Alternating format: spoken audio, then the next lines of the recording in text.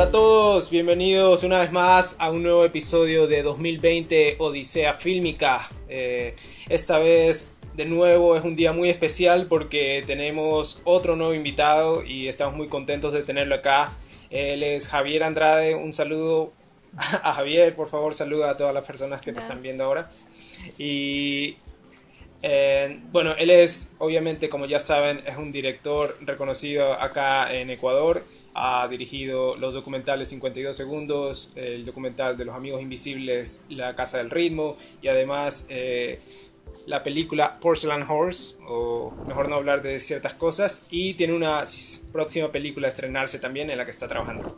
Entonces, el día de hoy tenemos un tema sobre la creación de personajes, que esperemos que les interese muchísimo. Es sobre también cómo se trabaja con los actores de pronto para crear estos personajes, cómo incluso la creación de personajes llega hasta el documental. Y vamos a empezar como siempre. Javier, te cuento, tenemos una costumbre acá de hacer al inicio de cada episodio, que es que el invitado cante una canción. Así que no sé si ¿Ya? No, mentira. La costumbre es que Joyner siempre dé las noticias, entonces vamos con eso primero. Okay. Y con unos consejos que tiene Brian para nuestros visualizadores.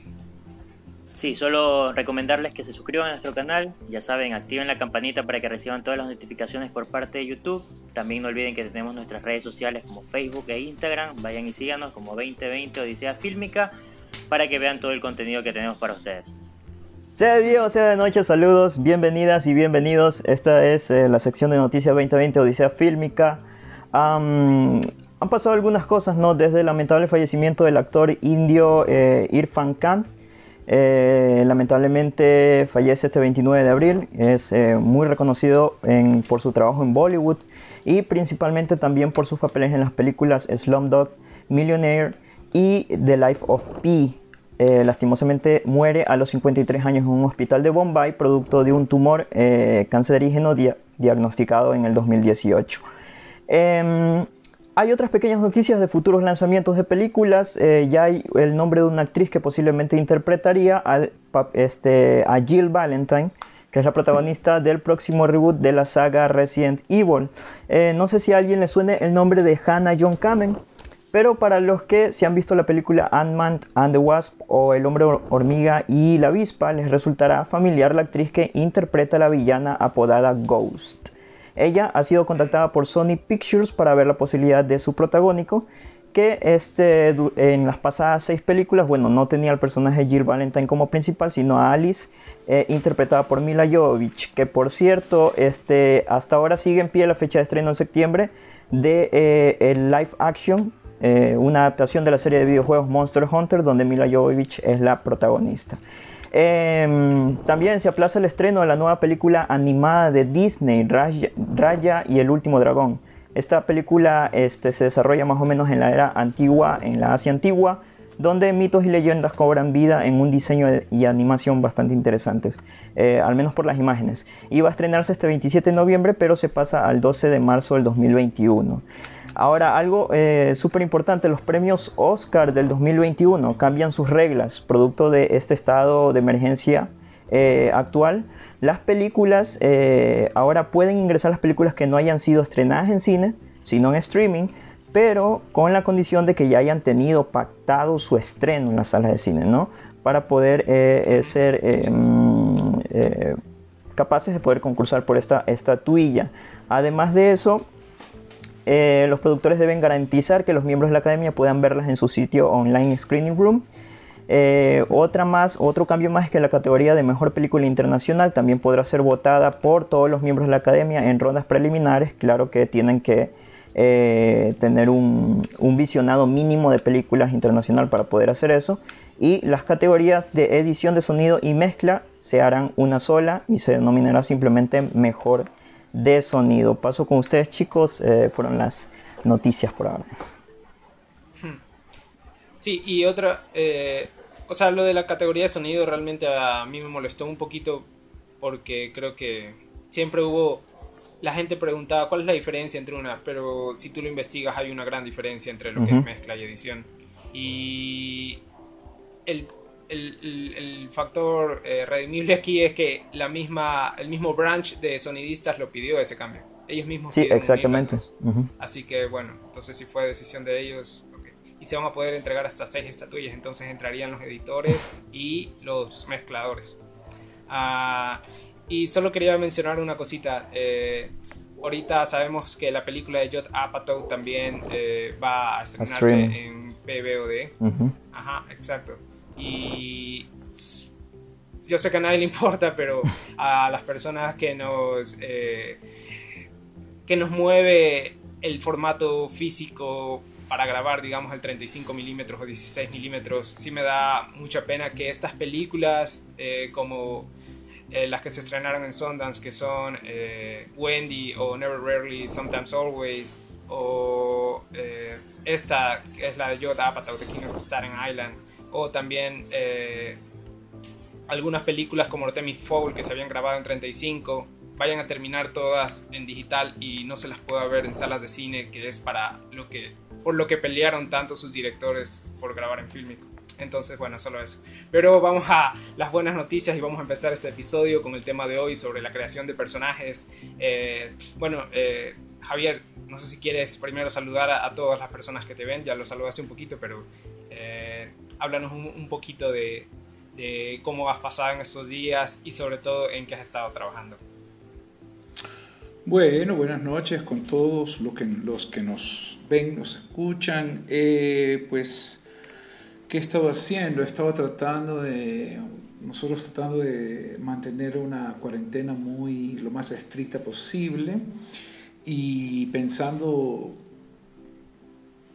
como en un nivel básicamente como un nivel humano en el inmenso privilegio que tenemos en mi hogar, digamos, mi pareja, yo y mi hijo, de no tener que salir. Realmente hemos salido 3, 4 veces por compras y eso ha sido básicamente todo.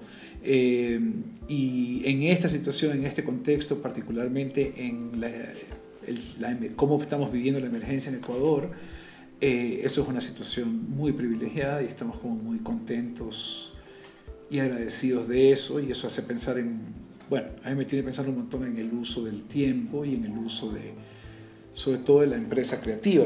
Nuestro trabajo es un trabajo de largo aliento y hace que haya un número limitado de películas posibles. Y ese número ahora, con tanta incertidumbre y tantas cosas, hace como que todo tenga que valer la pena, todo a lo que uno se vaya a meter o le interese dedicar tiempo, ¿no? Entonces, como que he estado pensando mucho en eso y a la vez de nuevo sintiéndome privilegiado por la situación que tenemos y también privilegiado porque los proyectos en los que ando son proyectos que a mí me gustan un montón y que significan mucho para mí a nivel personal y artístico. Entonces, como que de una manera rara esta situación de la pandemia me ha hecho a mí pensar que estoy como haciendo lo correcto. Y eso es chévere, ¿no? Eso es como bacán.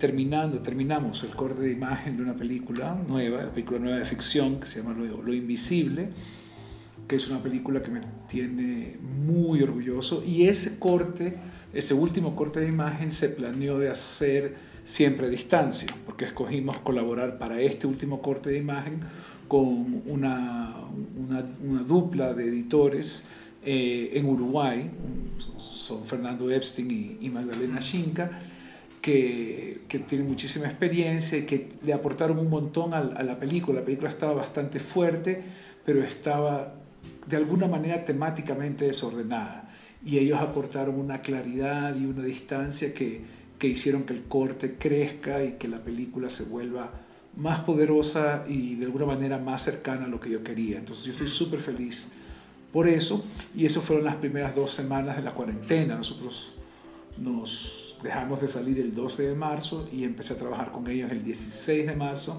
como hasta la primera semana de abril. Entonces estuve como en eso.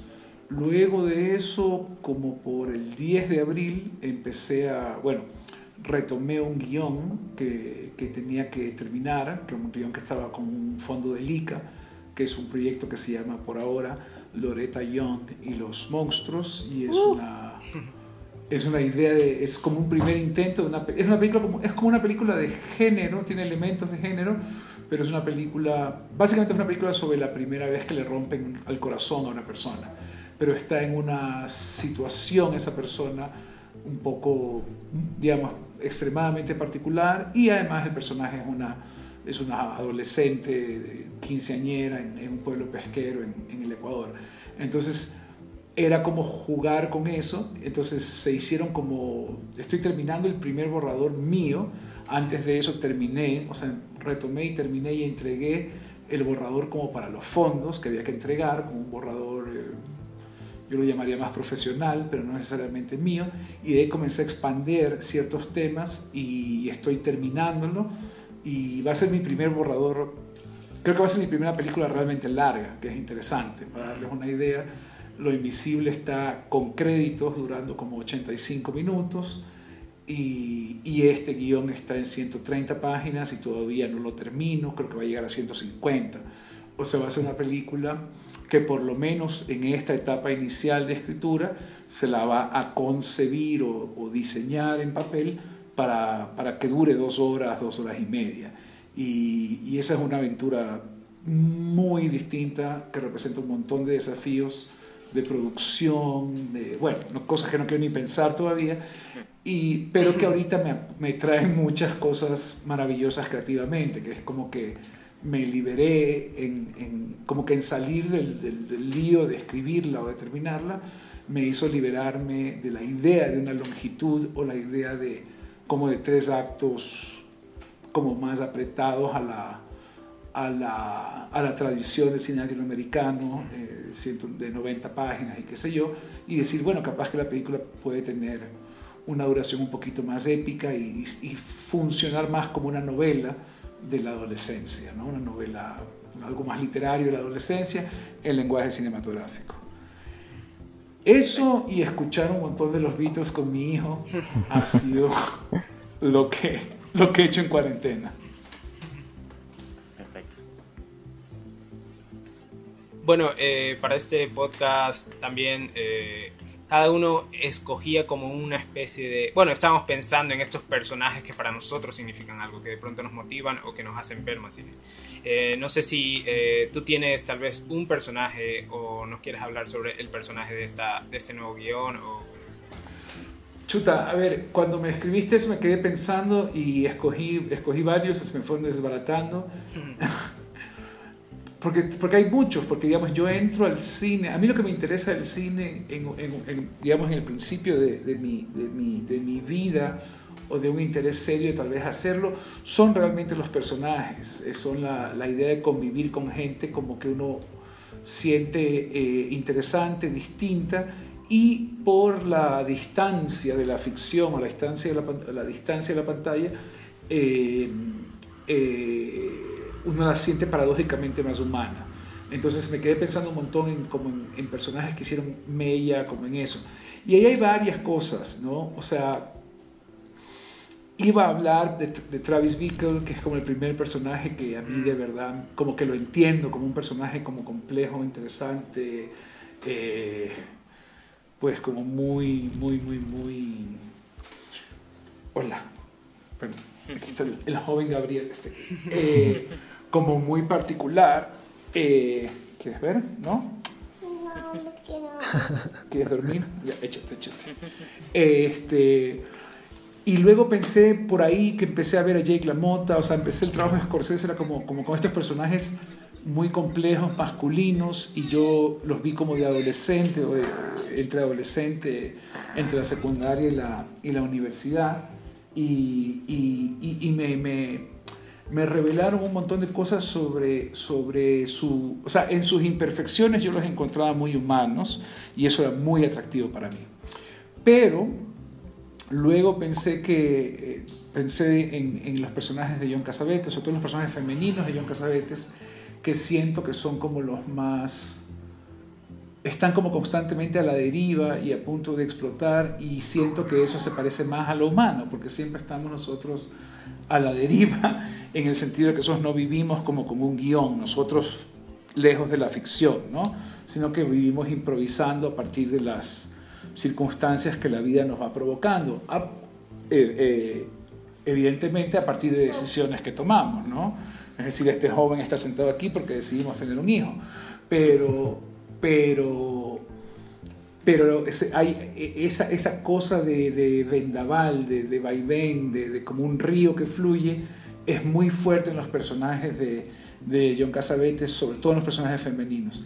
Y creo que por ahí yo siento algo con lo que yo me identifico constantemente. Sobre todo el personaje de Opening Night se llama Myrtle Gordon, que es una actriz que no quiere aceptar que ya está un poquito mayor y por eso no puede actuar bien la obra en la que está trabajando en la película, que es una obra sobre una mujer mayor. Entonces no puede hacer el papel porque para hacer el papel bien ella tiene que admitir a lo que no quiere admitir. Y ahí hay un elemento sobrenatural como muy interesante. Espérate, mijo. Hay una película de Pachamama. Vaya a ver. Javier, perdón, un poco que te interrumpa, Javier, sí. Solo justo antes de continuar y que empieces a describir tu personaje, quisiera hacer una pregunta que quizás puedas completarla ya al describir tu personaje, que es, ¿qué consideras o cuáles crees que son las características que hacen que un personaje en el cine se vuelva memorable? O que por lo menos que para ti lo consideras de que es el personaje que, luego de haber pasado por esta idea de ver cuál es el que más te atrajo, qué es el que te llevó a encontrarlo finalmente. Mira, cualquier personaje que tenga como los rasgos más humanos posibles. Por ejemplo, hay un personaje que me llama muchísimo la atención, que es de una película que no creo que es tan conocida para el cinéfilo contemporáneo, pero es como que muy importante, por lo menos para mí, que es un personaje que se llama Lucien Lacombe, y él es el protagonista de una película de Louis Malle de 1974 que se llama Lacombe Lucien, que es como él escribe su nombre oficialmente, y es un chico de campo, él es un campesino en la Francia ocupada por los nazis, que solo quiere como pertenecer. Entonces lo que él quiere hacer primero es unirse a la resistencia, quiere pelear por la liberación francesa, ¿no? Por liberar a Francia de los nazis, pero él no lo tratan muy bien la resistencia, como que lo batracean, pues, por ser campesino, por ser un poco ignorante, por ser un niño medio, digamos, simplón a ojos de ellos, ¿no? Entonces él, siendo un adolescente, siendo una persona impulsiva y sencilla, cruza la calle en la película y se mete a un hotel que es el cuartel de los nazis y dice: hola, quiero ser un voluntario de los nazis, y se vuelve un colaborador. Y solo con esa decisión así como totalmente caprichosa y totalmente aleatoria, evidentemente toda su vida cambia y la película comienza a seguirlo en ese proceso de volverse un colaborador de la ocupación alemana en Francia. Y es un coming of age, es una película de un adolescente que va descubriendo el amor y descubriendo pues sus relaciones, que va creciendo, una pérdida de inocencia, pero está atravesada por esta idea de abrazar una ideología no porque crea en ella, sino porque la ideología lo recibe. Los buenos no lo reciben, así que se unen los malos y se acabó. Y eso me parece súper interesante desde el punto de vista de creación de personajes, porque tienes un tipo que no está pensando y se mete en el vendaval de la vida. Y creo que eso es a lo que yo respondo cada vez más, porque esa es la vida, esa es nuestra realidad.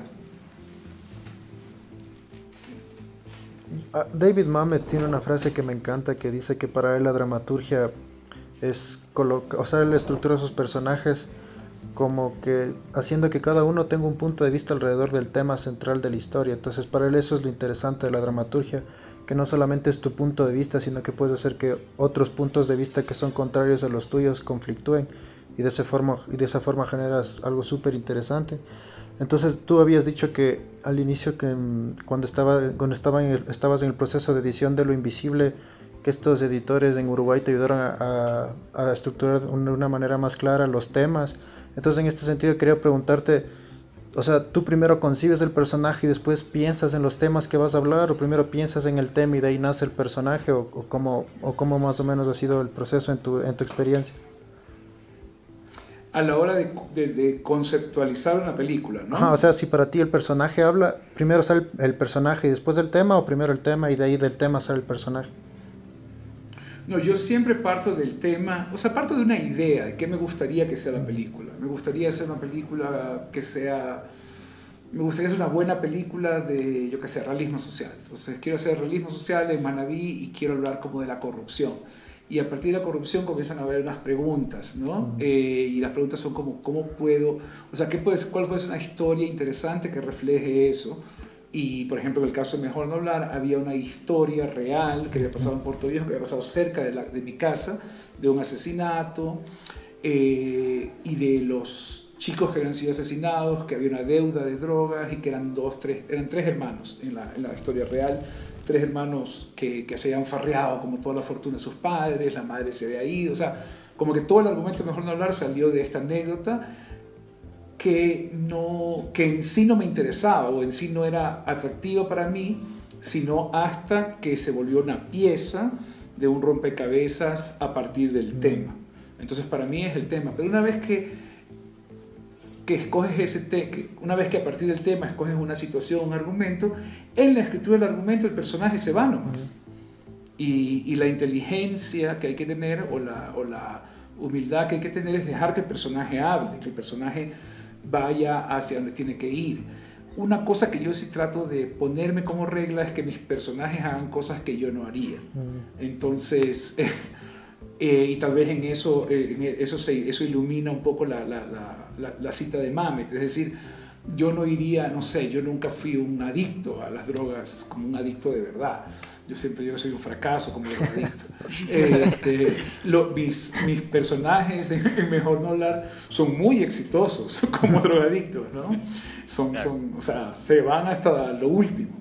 Y esa decisión hace que uno pueda explorar como otro tipo de vida y a través de eso narrar el tema que le interese.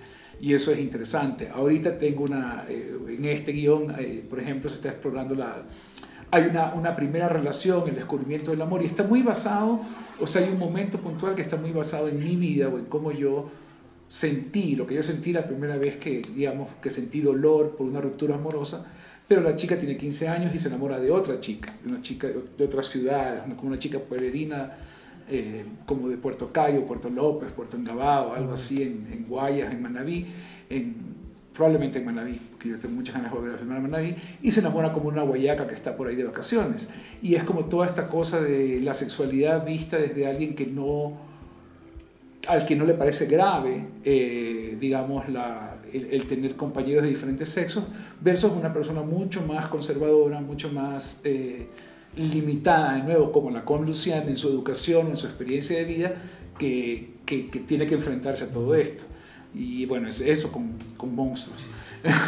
Entonces, es una película como muy personal, y es muy personal porque también involucra un elemento sobrenatural y vuelve a un cine que a mí me encanta, que es el cine de género, que fue mi primer amor, John Carpenter, sobre todo John Carpenter y Dario Argento, que eran como unas cosas, era una cosa de que a mí era como el punk y Dario Argento y John Carpenter es de donde yo vengo, ¿no?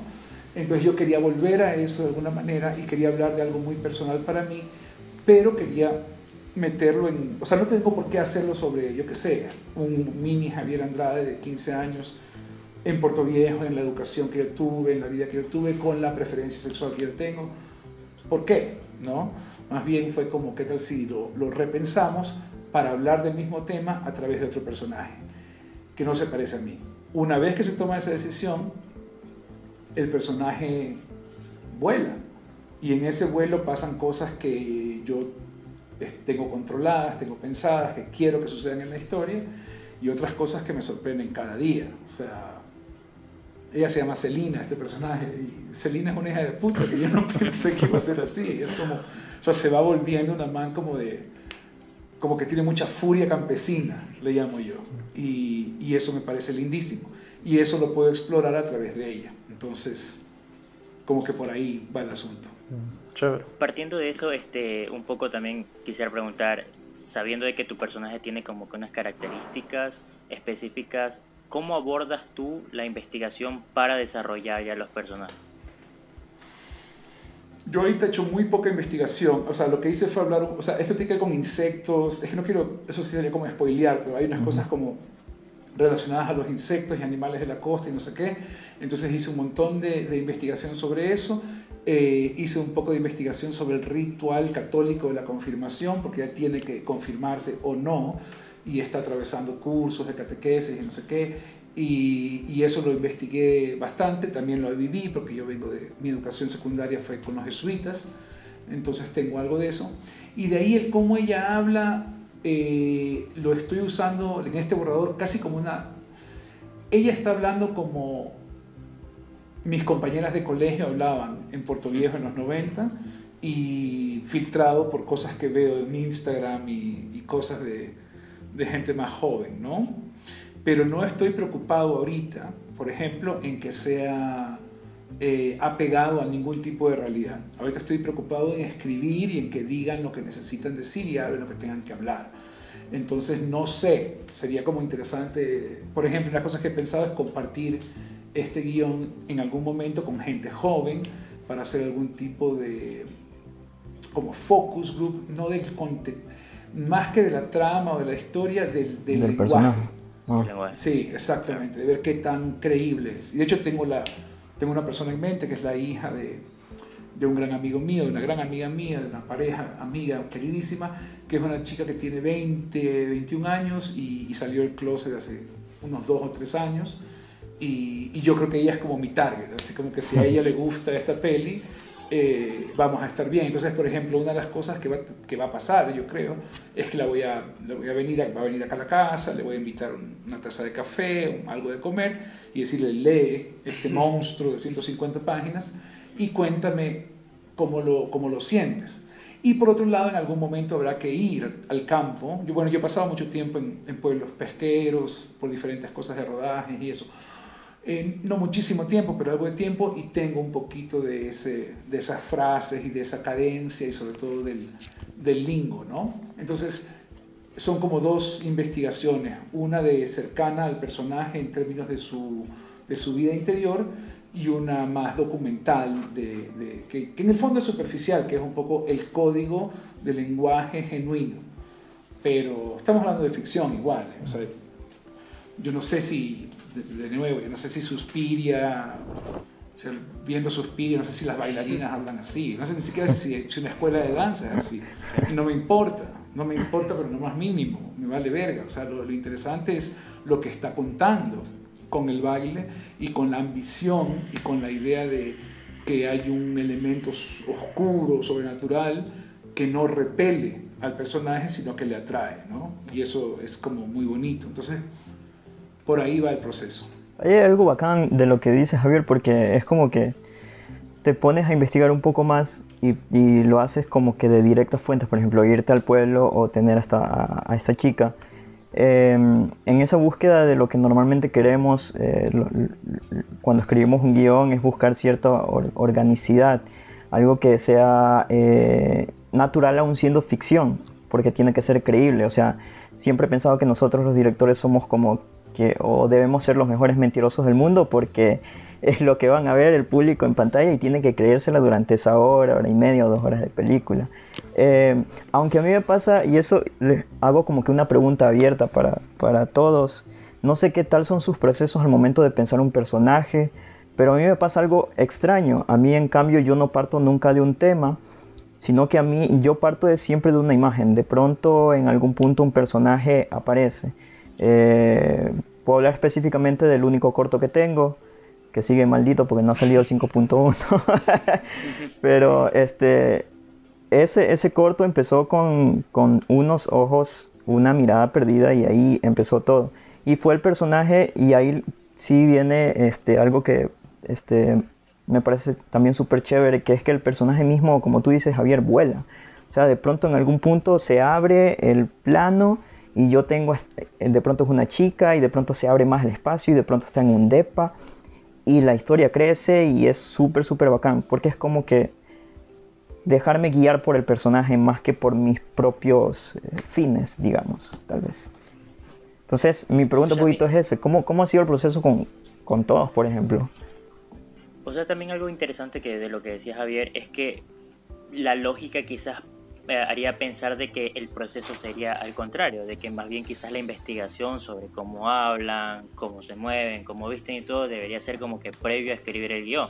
Es como lo que uno pensaría, ¿no?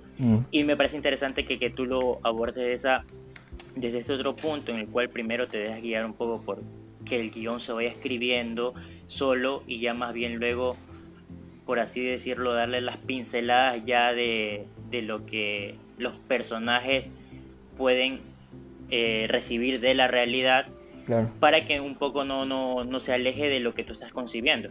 No sé si esto te ha pasado solo con este guión que tú lo mencionaste, es un guión más de género y quizás por eso puede darte, quizás irte por ese lado, o también te pasó con antiguas historias que quizás un poco como con no hablar de ciertas cosas, te pasó igual cuando ya, claro, o eso más bien ya partía de algo ya preconcebido de un poco de tu infancia o de tu juventud en Manaví.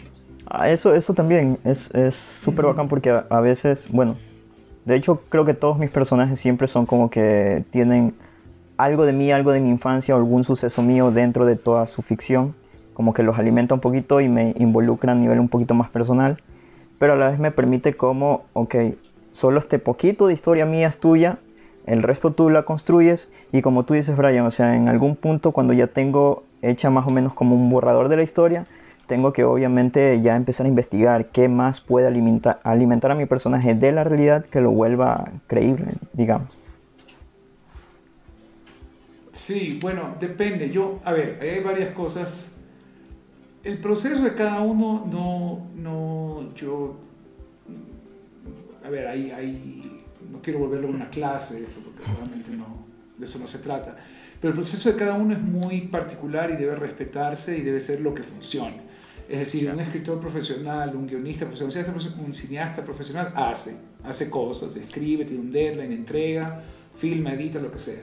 Entonces nosotros estamos en el proceso de ser como pseudo profesionales, y lo digo y me refiero sobre todo a mí, yo siempre me considero un pseudo profesional, porque filmamos una película, filmamos en intervalos muy largos, entonces cada uno tiene como un proceso personal que funciona, pero que no necesariamente es el más eficiente.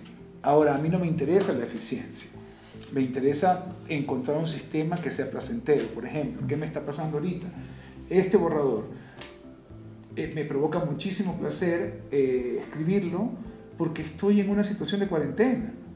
¿Sí me entiendes?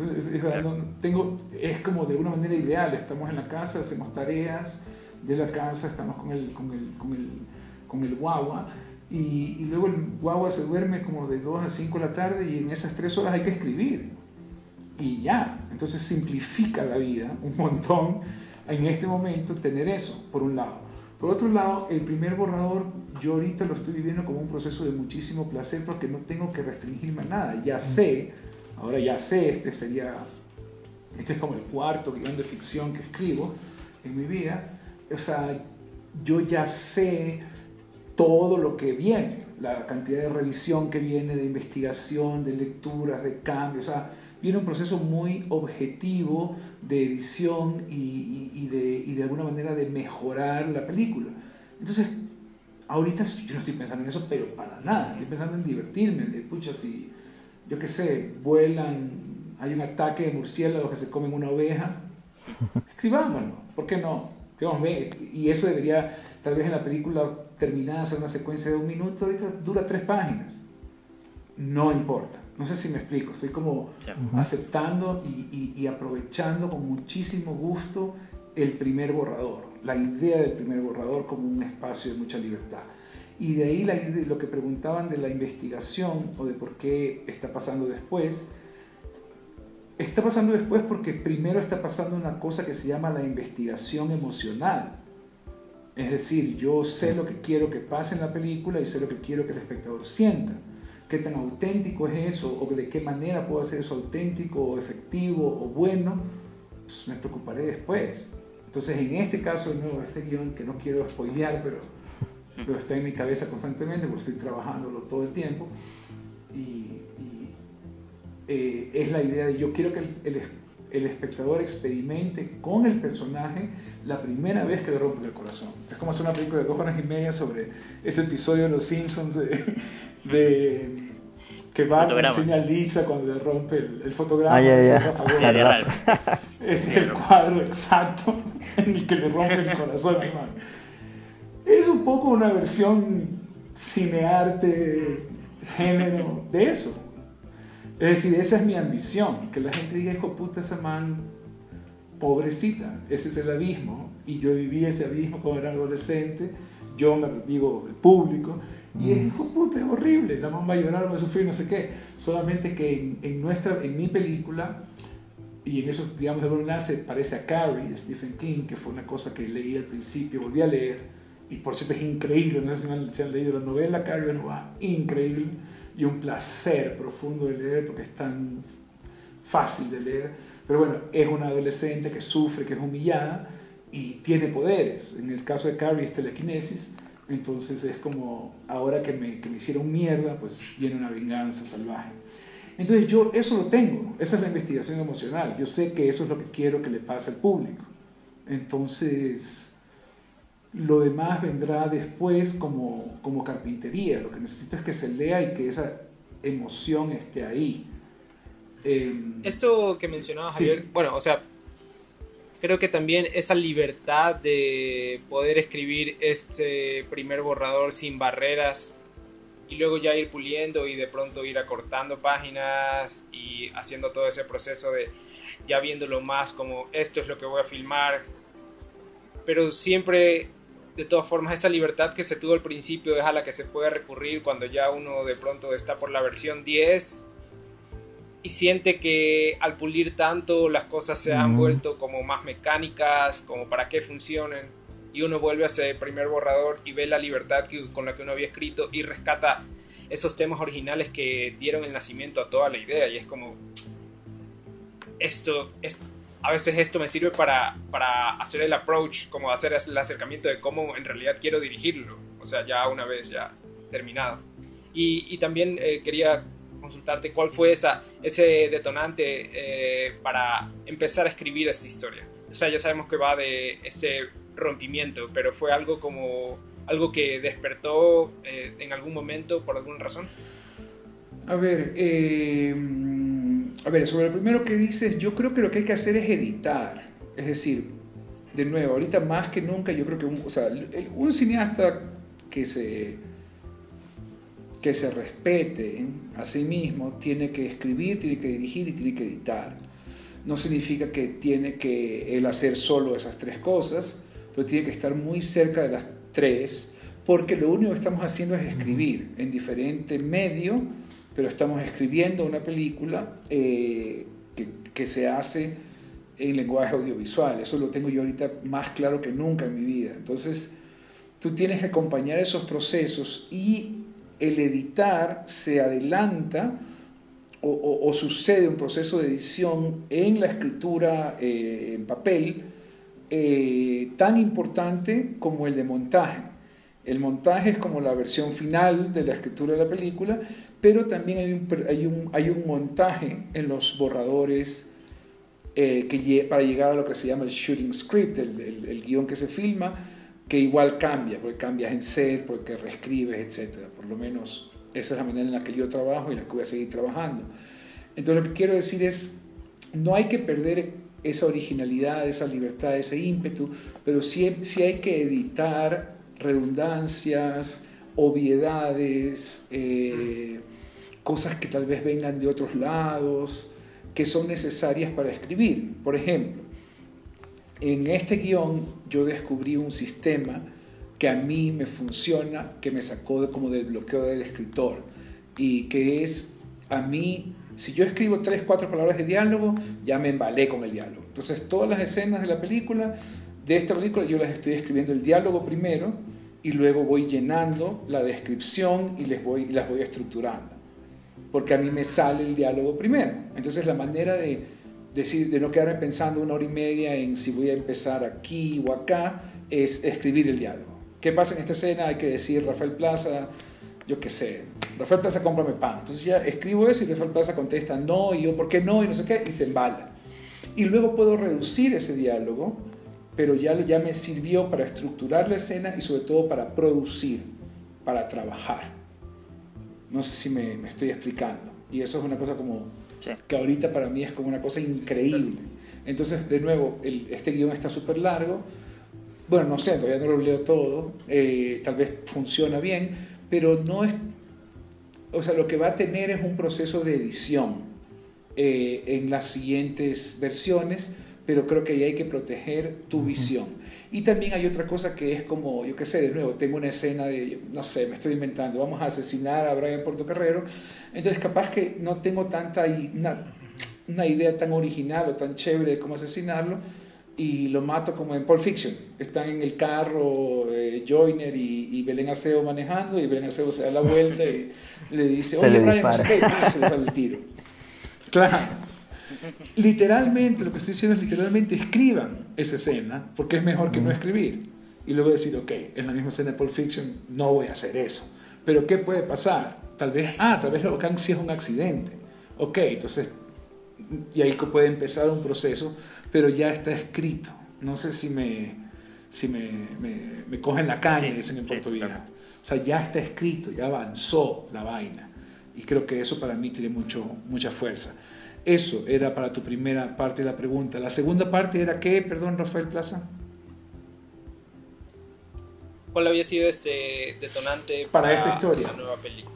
¿Cómo había nacido? Este es el mismo detonante que de Lo Invisible y de alguna manera que de 52 segundos, que es, después de Mejor No Hablar, yo me lancé a escribir un guión que se llama Julio, que es un guión sobre el último año de vida de Julio Jaramillo, pero básicamente es un guión sobre la soledad. Es un tipo que está muy solo y pierde aquello que lo identifica, con lo que los demás lo identifican, que es como su voz, y como que se da cuenta que lo que el man quiere es que lo quieran. Entonces hace como una suerte de pacto con la muerte, en la que dice, puta, si me dejas cantar bien, me puedo morir siendo el ídolo que siempre he sido, el señor de América, me muero. Entonces la película se inventa que eso es lo que le pasa a Julio Jaramillo cuando se muere. Y pasé yo en ese guión, lo empecé a escribir en el 2000, nosotros terminamos el proceso de Mejor No Hablar en el 2013, 2014 realmente, con los Óscares y la postulación al Óscar, no sé qué, por el Ecuador. Entonces, como por ahí yo empecé a escribir ese guión, lo terminé como en el 2015 y está en una versión que es muy fuerte. Yo creo que va a trabajarse un poco más cuando se haga. Y ahí se paró el proyecto porque era un proyecto muy largo, porque era un proyecto es un proyecto caro, etcétera, ¿no? Entonces, yo a partir de ahí fue como, lo que yo necesito es hacer más películas sobre cosas que me interesen. Entonces comencé a pensar qué me interesa. Si no puedo hacer más películas, o si puedo hacer una más, ¿cuál es esa película? Entonces, Lo Invisible era la idea de hacer una película que se parezca a Antonioni, que se parezca a Lucrecia Martel y que se parezca a lo que escribe Virginia Woolf, a lo que escribe María Luisa Bombal, a un mundo totalmente distinto, Mejor No Hablar, que igual me interesa. Y una película de silencios, contenido, etc. Y era como, ok, esa película hay que hacerla ya. ¿Con quién se la puedo hacer? Con estos colaboradores, en esta escala, ya, ¡pum!, se hizo. Pasó el terremoto y de repente fue como yo siempre quise hacer una película documental a la Ross McElwee, con la familia y con lo autobiográfico y no sé qué, porque el cine de Ross McElwee es muy importante para mí, es de nuevo una cosa como de formativa gigante, es como un fundamento en cómo yo veo el trabajo, el oficio cinematográfico. Entonces cuando pasó el terremoto y había que hacer algo y había que filmar, era como, esta es la película de Ross McElwee que quiero hacer. Y en esta pasa con la misma lógica, es como, ok, sí debería tratar de incorporar estas cosas adolescentes que marcaron un montón mi vida o que me traumaron en algún sentido, porque una ruptura con la vida de adolescente es como muy fuerte, muy dolorosa, y tal vez valdría la pena, o lo más coherente en mi proceso personal era mezclar eso adolescente, ese amor adolescente, con lo que yo veía en el cine cuando era adolescente, que eran cosas de género. Entonces es como, ok, esa es la película que hay que hacer. y así, así, así, así. O sea, se volvió como una manera de pensar de cuál es la película que hay que hacer antes de morir, como si uno fuera a morir cada día. ¿Qué nivel de detalle le das en tus guiones a la caracterización de tus personajes? Es decir, a la parte física, a la utilería, el vestuario, etcétera. Lo que necesito, a veces más, a veces menos, depende de lo que yo necesito para avanzar. Este guión en particular me tomó una forma medio física cuando hice el video de Los Corrientes, de una canción que se llama Cuando me empieces a odiar, que filmamos en Puerto Engabado, filmamos con una quinceañera de pueblo, yo había hecho un corto con una quinceañera, este guión también tiene una quinceañera, y era como que ahí estaba filmando este video que tiene temáticamente otra cosa.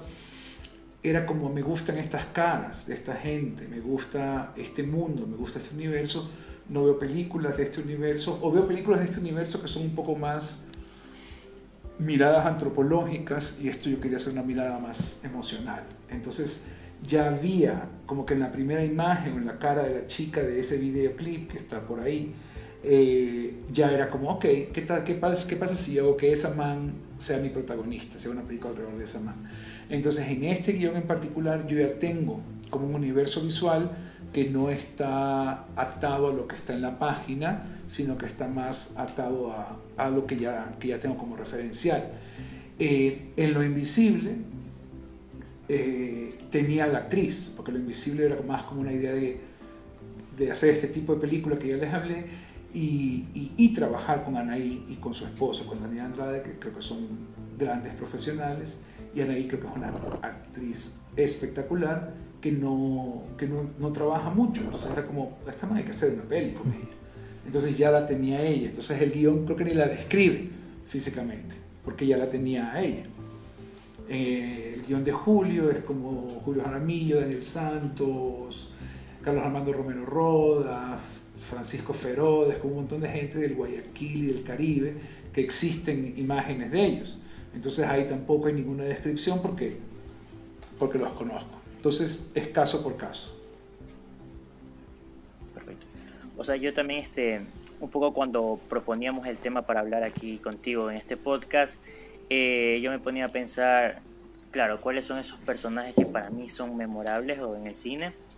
Y la primera película que pensé fue la que yo considero que es mi película favorita, que de hecho lo es por el personaje. Y en este caso es un documental, es la película de Grizzly Man de Herzog.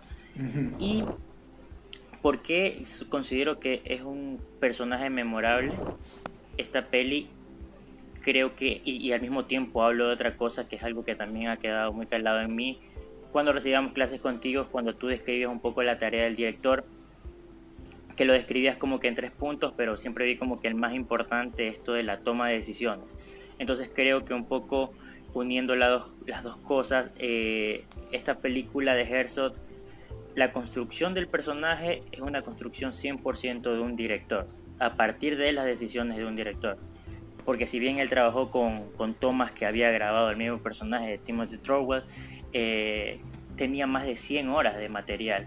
Sin embargo, nos muestra un personaje que más allá de una premisa de un tipo amante de los osos que se va a vivir para estar cerca de ellos, el trasfondo de la película es de un personaje con muchas capas a nivel psicológico que se va transformando y bueno, y tiene el desenlace que tiene, pero más que hablarnos de él y su relación con los osos es hablarnos de Timothy psicológicamente de cierta forma, porque también es lo bueno de este personaje es que utilizó la cámara que había llevado un poco para un poco cubrir esto de su vivencia con los osos, lo usó como un diario personal.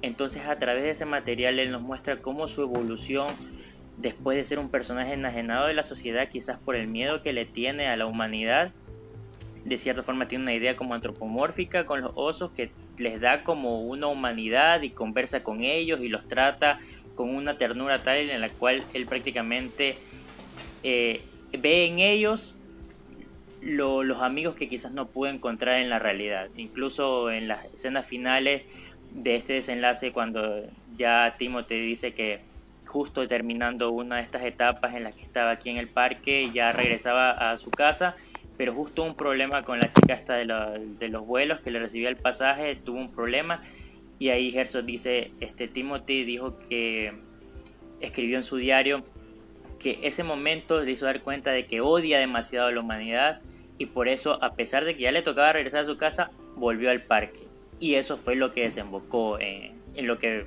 posteriormente fue su muerte. Entonces, ¿por qué pongo a colación esto? Es porque si bien esto es un documental, te quería preguntar, porque también con una conversación se dio un poco a la escritura de guión, ¿cómo sucede con el documental? En tu caso, ya nos hablaste un poco de 52 segundos y un poco la motivación, pero ya cómo fue el proceso para abordar la historia, porque si bien lo del terremoto es algo que no se podía prever, algo que salió de la nada, y claro, tienes que tomar de nuevo una decisión. ¿Qué te planteaste en tu cabeza para salir a grabar? ¿Con qué idea saliste a grabar en la película de 52 segundos? ¿Y Sí, cómo fue el proceso de la creación de la película? Se relaciona un poquito con lo que es la creación de personajes, porque al final el director, a pesar de que no está creando de la nada, está tratando de presentarnos esos personajes en un documental como McElroy o Berlinger. Claro. O sea, ahí era la idea de que había que hacer algo. Bueno, yo tenía que igual ir a Puerto Viejo porque el negocio de mi padre, de la familia, estaba como en problemas, entonces había que ir a ayudar. Pero, mira, lamentablemente es como una de estas cosas que de nuevo en la pandemia nos hace pensar. Yo siempre he pensado que en esos momentos el trabajo de uno es inútil, pero de repente se vuelve el trabajo que puede proveer una mirada distante y una mirada reflexiva y que puede inmortalizar un momento, el trabajo de contar con imágenes y toda esta cosa. Entonces yo era como, o sea, tengo que ir y tengo que echar esta mano, tengo que estar haciendo estas cosas, pero voy a tener siempre una hora, dos libres para vagar, para caminar, para retratar un poco lo que está pasando, y alguien tiene que hacer un registro que no lo va a hacer ni CNN, ni Telecentro, ni Manavisión, que van a hacer periodismo. Entonces yo me fui como con esa idea, de hacer un registro. Fueron pasando un montón de cosas y de repente pasó una coyuntura, que es que el terremoto del 16 de abril, fue el 16 de abril, y el cumpleaños de mi sobrina, que cumplía 3 años, era el 1 de mayo, hace un par de días, de hecho acaba de cumplir 7 años ya. Y ahí era como, ok, eso naturalmente puede ser una conclusión o un evento al que podemos construir.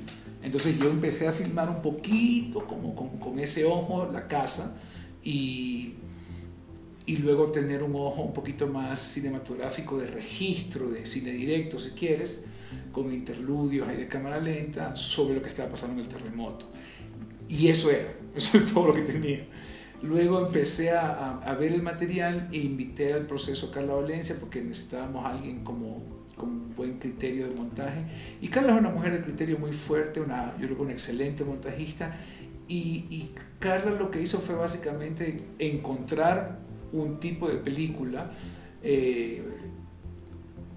posible, buena, en el material que yo tenía con estas ideas de este retrato del terremoto y esta cosa familiar.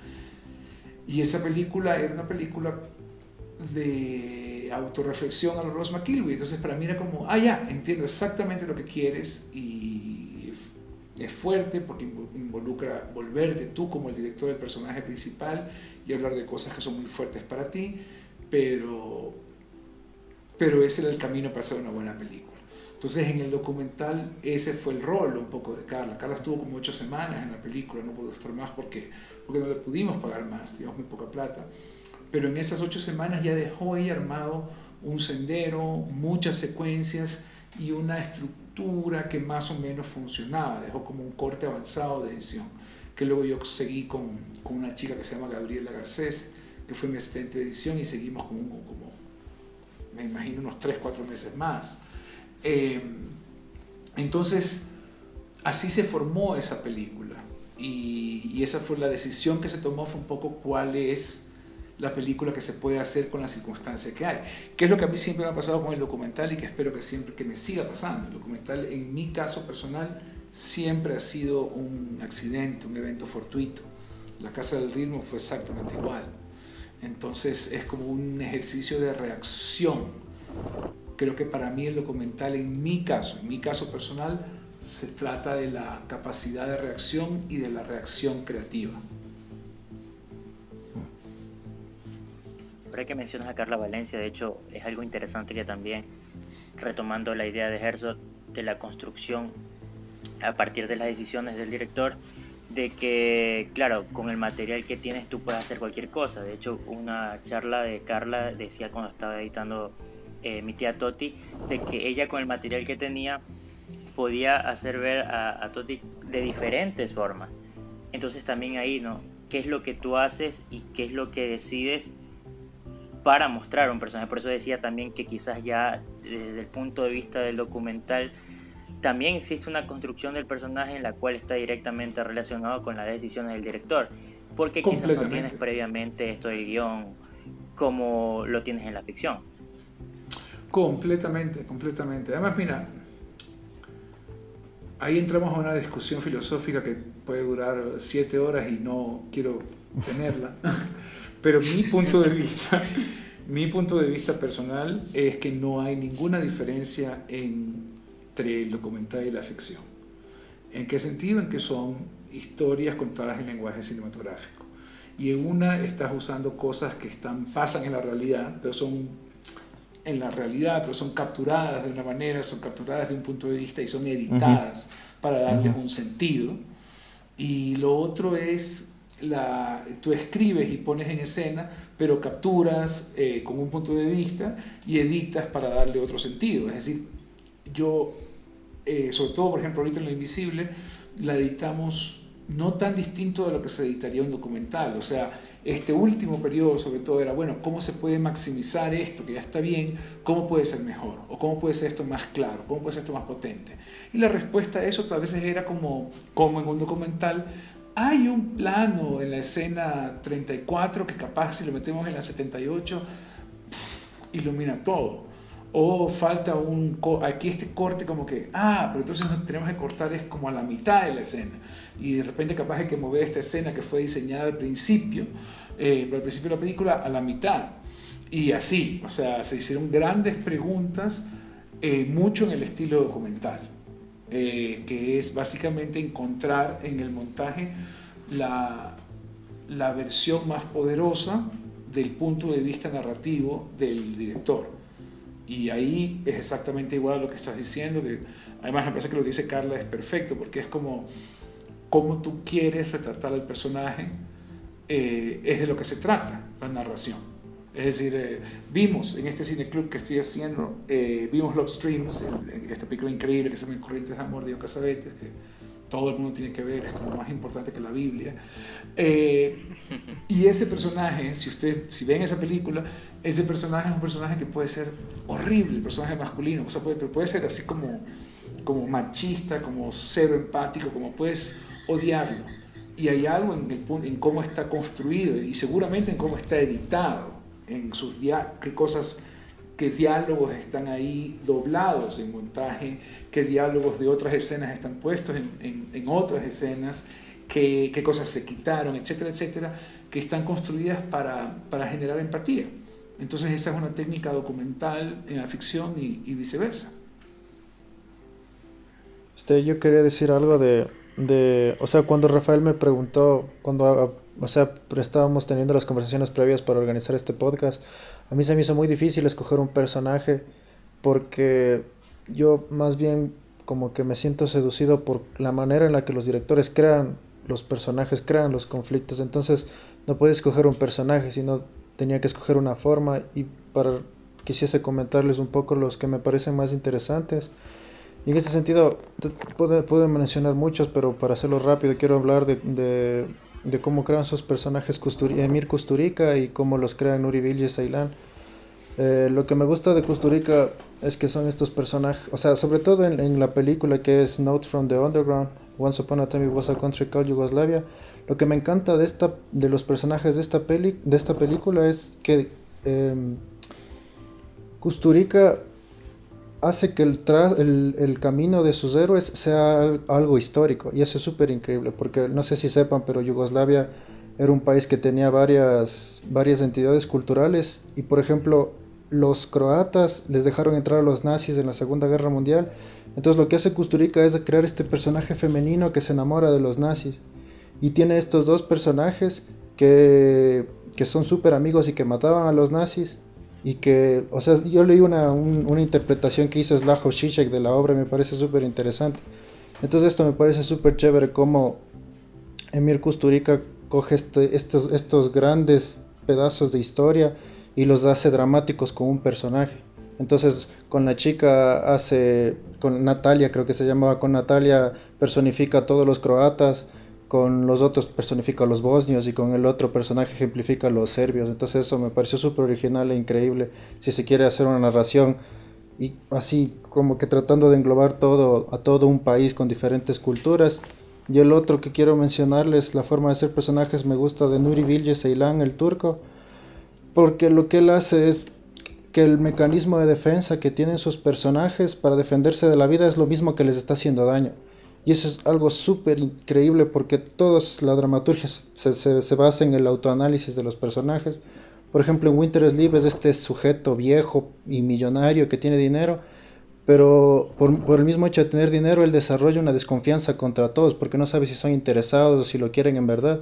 Entonces ese mismo mecanismo de defensa que él tiene para protegerse de la gente hace que él mismo cuestione el amor de su joven esposa. Entonces es súper chévere, eso me gusta de los personajes de él, que hace que su mecanismo de defensa sea su mayor conflicto. Eso. Yo puedo preguntar ahí, Belén Acebo, ¿cuál es tu personaje? Sí. Yo había pensado en The Dude de The Big Lebowski. Sí. Porque ese personaje está súper bien escrito, bien caracterizado en la parte, o sea, física, el vestuario. Yo estuve leyendo un poco de lo que hablaba la vestuarista de esa película, que en el guión los hermanos Coen estaba también descrito ciertas cosas como la utilería o la ropa. Entonces fue básicamente como que dijo, el mérito estaba en el guión. O sea, lo que yo hice fue ir y buscar las cosas, y también, bueno, aportó ciertos estilos en la ropa o en la forma de cómo estaba caracterizado. Pero me gusta ese personaje porque, en primer lugar, la motivación de él es muy clara y es muy sencilla. O sea, él quiere recuperar su alfombra. Otra cosa es que la filosofía de vida de él también está súper clara y es coherente. O sea, hasta el final él sigue con su misma filosofía, ¿no? Y lo que me llama la atención es que normalmente en los guiones te dicen que el personaje tiene un arco, ¿no? Hay una transformación. Y bueno, al menos yo creo que en este caso no hay una transformación clara. O sea, eso es lo interesante. O sea, tú puedes identificarte con este personaje, aunque tú no seas así, ¿no? Aunque tú digas, yo tengo que trabajar para vivir. Él no, él es feliz no trabajando, y así es. Sí, pero y al yo final... me identifico. Yo creo, perdón que te interrumpo, pero es que yo creo que el objetivo del man no tiene nada que ver con eso. O sea, ese es el argumento. Le roban su vaina y él la quiere recuperar de alguna manera, pero... Sí, eso es como que lo que da paso a las acciones. Lo que él quiere es no hacer nada, porque él tiene la vida perfecta. Fuma grifa y toma White Russians y juega polos con sus amigos. Con sus amigos. Y todo bien, o sea, digamos. Sí, y no quiere ninguna confrontación con nadie. Es un hombre zen, es un tipo así, es un personaje increíble por eso. Y a él lo metes en una narración de cine negro y por eso resulta como súper cómico. Pero como los personajes de cine negro, es decir, vuelven a su casa. El detective, no sé qué, aprende algo o algo le pasa, pero vuelve a su casa, vuelve a su trabajo y continúa la serie del detective o lo que sea. Y en este caso el dude es un detective, vuelve a su casa, va a ser el papá, todo bien, pero... Sí, mientras no lo molesten a él porque le dijo, tú no vas a ser parte de la educación. Bueno, bacán, así.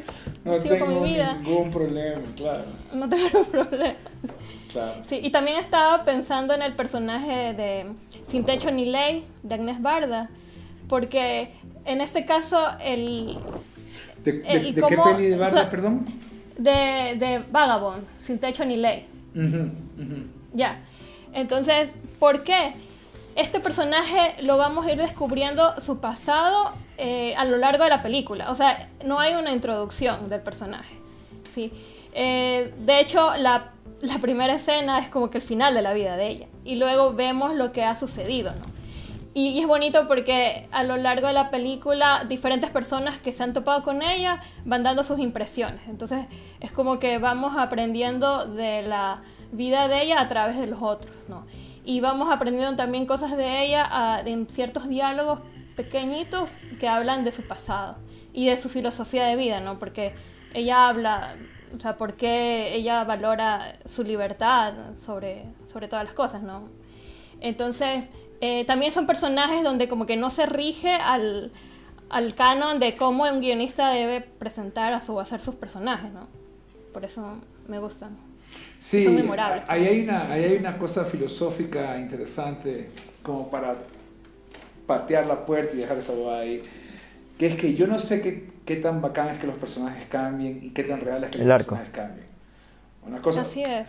O sea, es como algo de la dramaturgia, o sea, es como que nos dicen así tiene que ser. Pero es medio mentira, es falso. Te digo, ahora vemos otra cosa que le gusta mucho a Gabriel es Star Wars, entonces vemos Star Wars todo el tiempo. A Luke Skywalker, Luke Skywalker se vuelve un Jedi y cambia y no sé qué en el Imperio Contraataca.